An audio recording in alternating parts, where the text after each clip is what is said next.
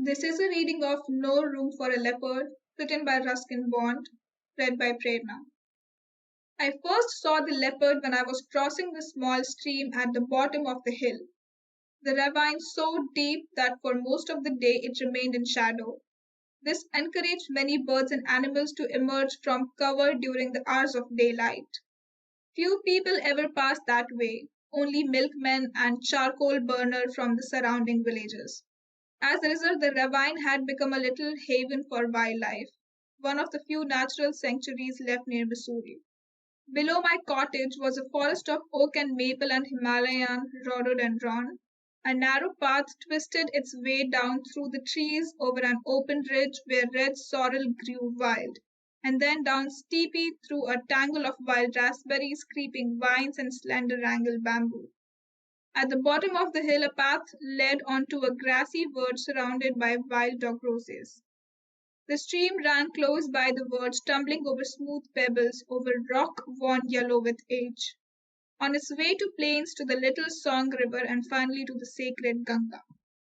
Nearly every morning and sometimes during the day, I heard the cry of the barking deer. And in the evening, walking through the forest, I disturbed parties of college pheasants. The birds went gliding into ravines and opened motionless wings. I saw pine martens and a handsome red fox. I recognized the footprints of bear. As I had not come to take anything from the jungle, the birds and animals soon grew accustomed to my face, or possibly they recognized my footsteps. After some time, my approach did not disturb them. A spotted fork-tail, which at first used to fly away, now remained perched on a boulder in the middle of the stream while I got across by means of other boulders only a few yards away. The langurs in the oak and rhododendron trees would at first go leaping through the branches at my approach, now watched me with some curiosity as they munched up the tender green shoots of the oak.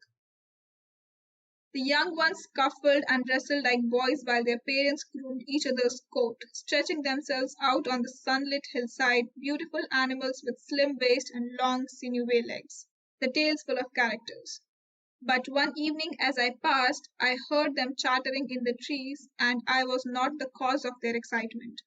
As I crossed the stream and began climbing the hill, the grunting and chattering increased as though the langurs were trying to warn me of some hidden danger.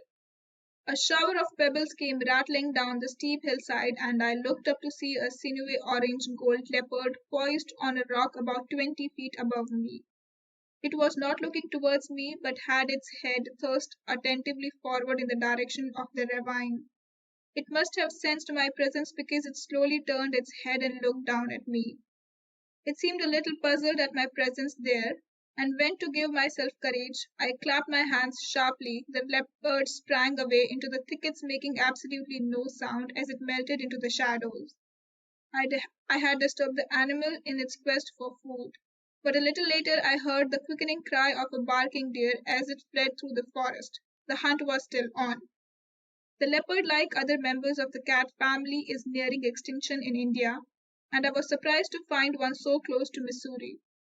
Probably the deforestation that had been taking place in the surrounding hills had driven the deer into this green valley, and the leopard naturally had followed. It was some weeks before I saw the leopard again, although I was often made aware of its presence. A dry, rasping cough sometimes gave it away.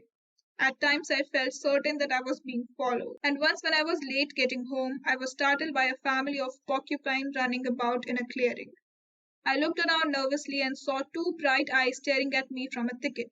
I stood still, my heart banging away against my ribs. Then the eyes danced away had I realized they were only fireflies. In May and June, when the hills were brown and dry, it was always cool and green near the stream where ferns, maidenhair, and long grass continued to thrive. One day I found the remains of a barking deer that had been partially eaten. I wondered why the leopard had not hidden the remains of his meal and decided that he had been disturbed while eating. Then, climbing the hill, I met a party of shikaris resting beneath the oaks. They asked me if I had seen a leopard. I said I had not. They said they knew there was a leopard in the forest. Leopard skin, they told me, were selling in Delhi at over 1,000 rupees each. Of course, there was a ban on the export of its skin, but they gave me to understand that there were ways and means. I thanked them for their information and moved on, feeling uneasy and disturbed. The shikaris had seen the carcass of the deer and the leopard's pug marks, and they kept coming to the forest. Almost every evening I heard their guns banging away, for they were ready to fire at almost everything. There's a leopard about, they told me. You should carry a gun. I don't have one, I said. There were few birds to be seen, and even the langurs had moved on. The red fox did not show itself, and the pine martens, who had earlier become bold, now dashed into hiding at my approach. The smell of one human is like the smell of any other. I thought no more of the men. My attitude towards them was similar to the attitudes of the denizens of the forest. They were men, unpredictable and to be avoided if possible. One day after crossing the stream, I climbed Paritibba, a bleak, scrub-covered hill where no one lived.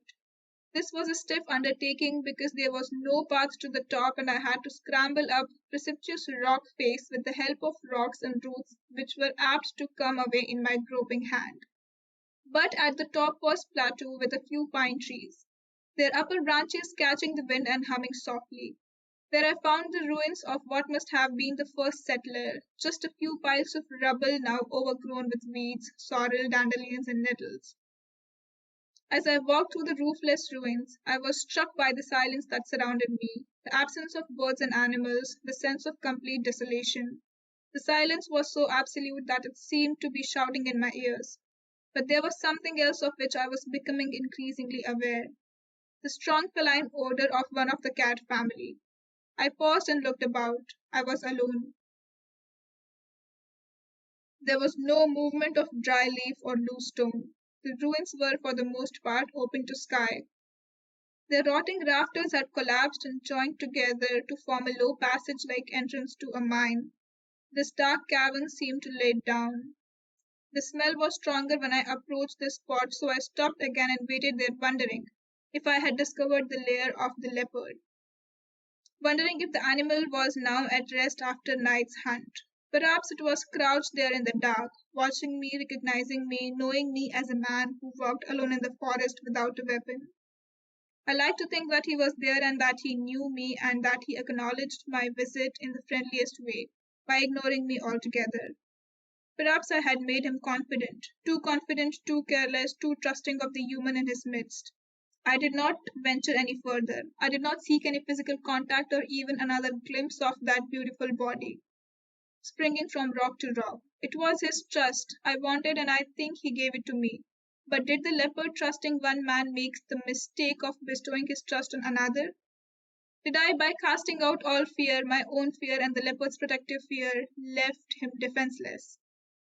Because next day, coming up to the path from the stream, shouting and beating their drums, were the shikaris. They had a long bamboo pole across their shoulder, and slung from the pole, feet up, head down, was a lifeless body of the leopard. It had been shot in the neck and in the head. We told you there was a leopard, they shouted in great good humor. Isn't he a fine specimen? Yes, I said, he was a beautiful leopard. I walked home through the silent forest. It was very silent, almost as though the birds and animals knew their trust had been violated. I remembered the lines of a poem by D. H. Lawrence as I climbed the steep and lonely path to my home. The words beat out the rhythm in my mind. There was no room in the world for a mountain lion and me. Thank you for listening.